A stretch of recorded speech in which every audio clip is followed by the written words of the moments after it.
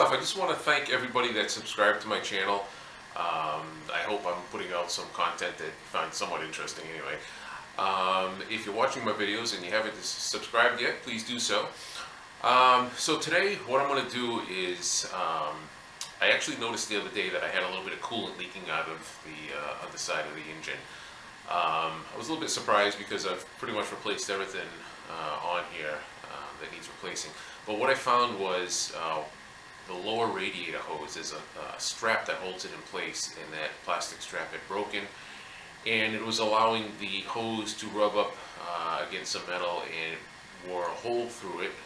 Luckily it was just a pinhole at the time, and I was able to get home with the vehicle, but it could have blown out at any time. So today we're going to go ahead and replace that hose and put some fresh coolant in here, and I'm going to show you how we're going to do this. Okay. Alright, so this is the hose that we're going to be using. The part number is E72356. I got this one at AutoZone. This one is a Continental hose. It's interesting. It's the same company that makes the Continental tires. So this is the hose here. It's kind of a big hose, and it's actually kind of an expensive hose. This hose was like $72. But what are you going to do? You got to have it. Alright, and then the other thing we're going to use is, I always run the CAT extended life coolant in the truck. Seems to work really well. So I picked up a case of that. So let me show you where the problem lies. Okay, so there's the plastic strap that broke, and you can see that the hose is rubbing on the metal. I'll give you a better view of the hose once I get it out of here. So basically we need to undo the hose here, and then we need to follow it up to the water pump. Probably be able to see that better from the upside. Alright, so first thing is we're going to get this coolant drained out. And there's our petcock right there, so let's get that draining. So once you have the coolant all drained out, you're going to want to tighten this nut back up. It's just a plastic nut, so don't go crazy on it. Just snug it down. It should be fine. Next thing we do is take the lower radiator hose off, which is right there, and let's do that next.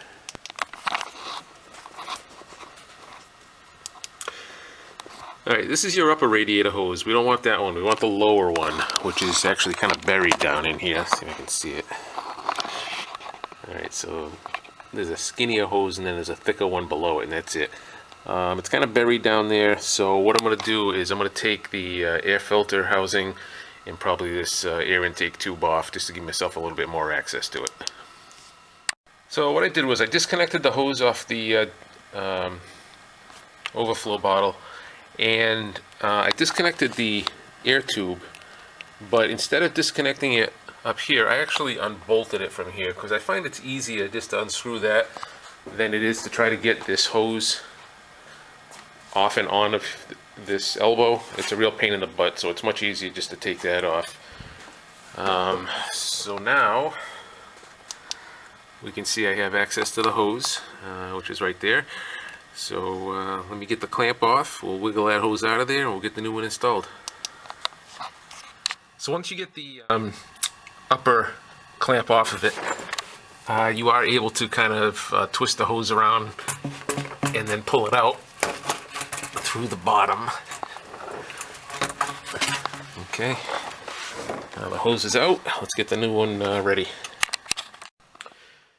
Alright, so this hose isn't that old, but unfortunately it broke loose from the retainer, and you can see right here where it basically rubbed through and started leaking. Got a nice little hole there. So we're going to go ahead and replace this. Now what I'm going to do is, because this hose is no good, I'm going to cut some sections out, and I'm going to use them to wrap around the new one just to give it some extra protection, just in case something like this does happen. It won't ruin the new hose. It'll just eat through the old one. So let me cut up a couple of pieces and wrap them around, and I'll show you what I mean. So what I did was I took a piece of the old hose, I just cut out a section in the same area, and I wrapped it around the new hose and then just zip tied it on there. This way, like I say, if something starts rubbing on this for whatever reason, it's going to rub through this one and not the actual hose. Alright, so let's get this thing snaked back in there.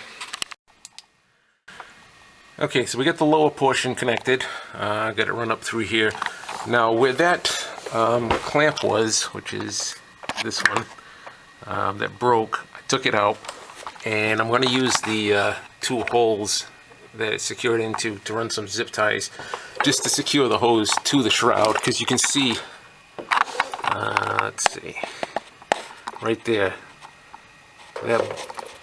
that bolt right there was what wore through the hose.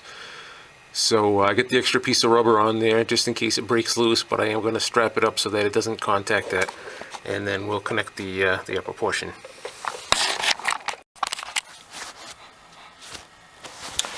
So looking down in here, it's still making contact there. So I'm going to zip tie this up some more and actually hold it closer to the shroud here to give myself a gap down below, because I don't want to have to deal with this again. So I'll maybe just drill a hole or something right in here and then just zip tie it right to there. Okay, so it's a little tight getting a drill in there, so what I did was I took my soldering iron and I just basically melted a hole in the shroud cover, ran a zip tie through, wrapped it around the hose, cinched it up, and now I have plenty of clearance on the power steering box, so it's not going to rub on there anymore. Okay, so now it's just a matter of filling up the coolant, putting these hoses back on, the air filter, and just burping out the system.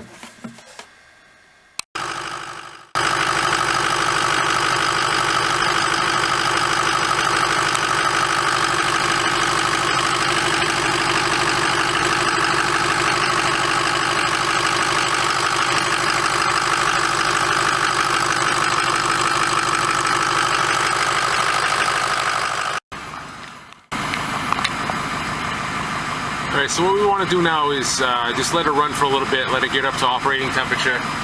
Make sure you turn your heater on, crank the fan up with the coolant circulate through the heater core. So we're at about 120 right now. We're going to let it run for a little while, burp out any air bubbles that are in there, and then it should be good. So we'll see what happens once she gets up to temp.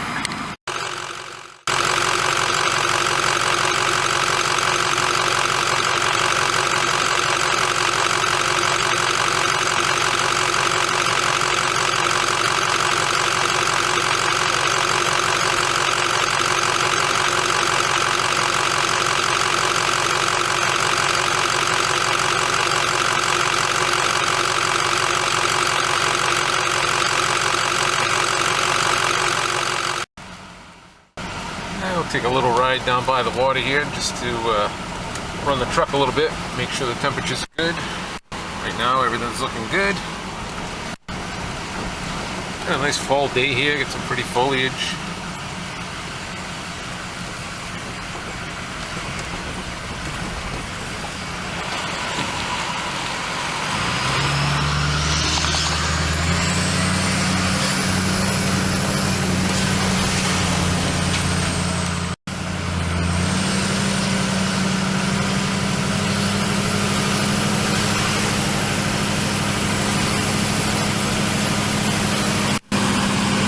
Doing good.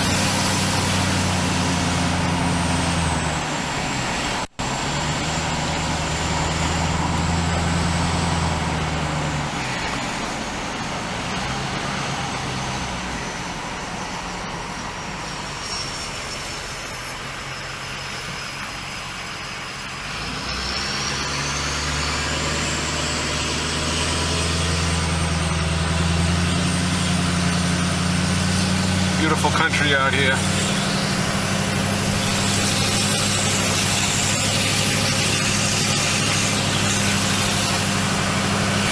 Alright, we're going to get her back to the house and see how the temperatures are doing and if she's all burped out and ready to go.